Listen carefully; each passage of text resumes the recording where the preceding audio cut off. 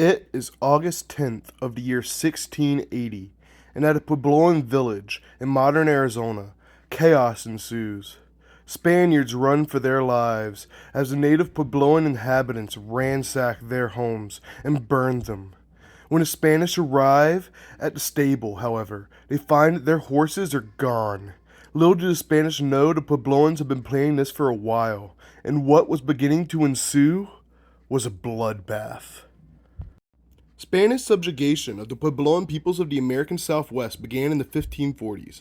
Following this initial subjugation, waves of Spanish settlers, accompanied by missionaries and soldiers, would lead to many violent encounters with the Puebloans, with the Teguix War of 1540 to 41 being fought against several Tiwa and Pueblos, led by a man named Siwan.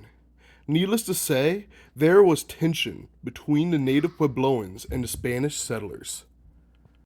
Revolts at Acoma, Pueblo in 1598 and 99 led to massacres and mass disfigurements by the Spanish authorities. The severe cruelty would instill a sense of anger in the Puebloans against their overlords, with the first Spanish permanent colonial settlements being established in 1598. The encomienda system was enforced upon the Puebloans, with many forced to become laborers.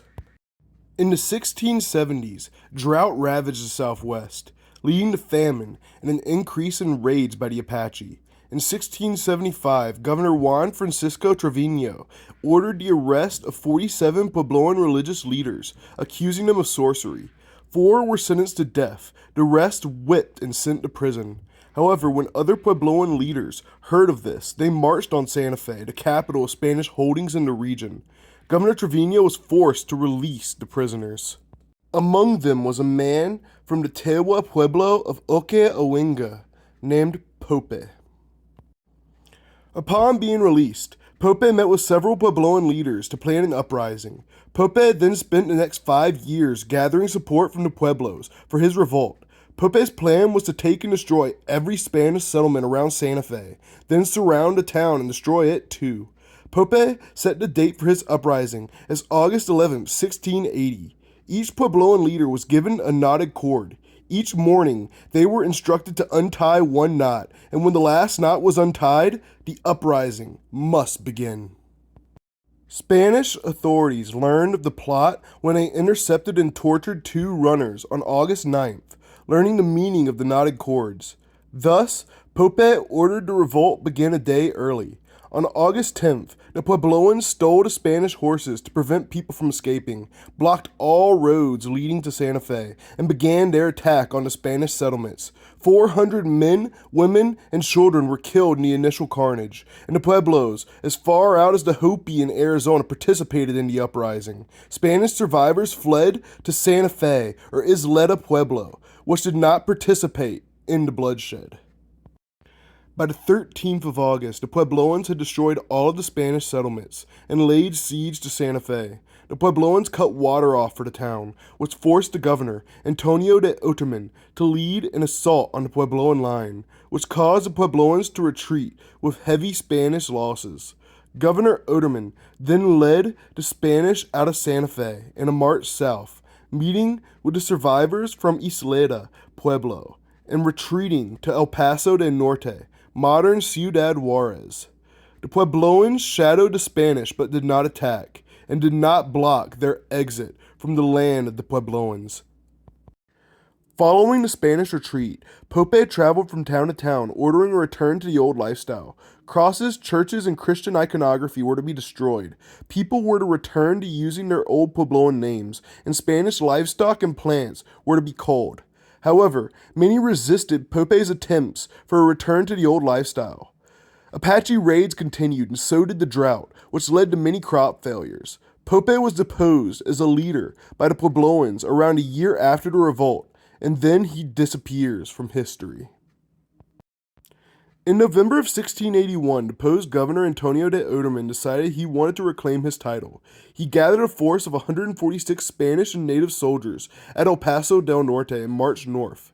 He first saw the Pueblos of the Piro people, which were abandoned with destroyed churches.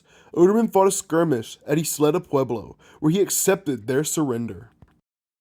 Over time, Oderman learned that the Puebloans were faking surrender while gathering a large force to oppose him, and decided to return to El Paso del Norte, burning several pueblos and taking the people of Isleta with him.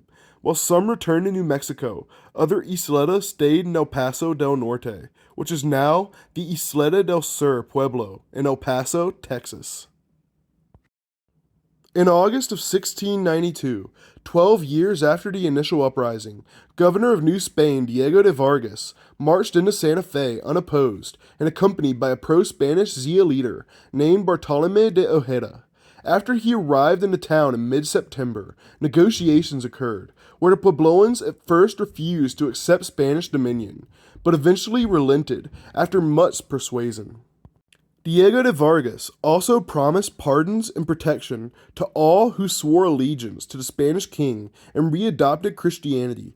Over the next month, Governor de Vargas visited several other pueblos, convincing them to also surrender.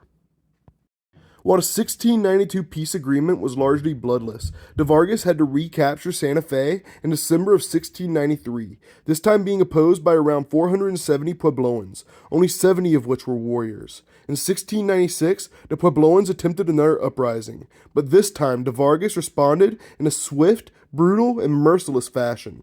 By 1700, most sparks of Puebloan resistance were snuffed out. While the independence of the Puebloans only lasted a little over a decade, the Puebloans gained a slight reprieve from Spanish attempts to destroy their culture. Along with this, each pueblo was granted land and Spanish-appointed public defenders to argue in favor of Puebloan rights in the Spanish courts.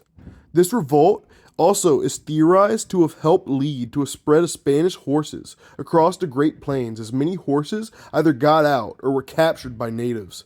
The Pueblo Revolt is an important but not well discussed chapter of the story of the Southwest, and its ramifications have impacted not just the state of New Mexico and its culture, but the nation's western half as a whole. Thanks for watching.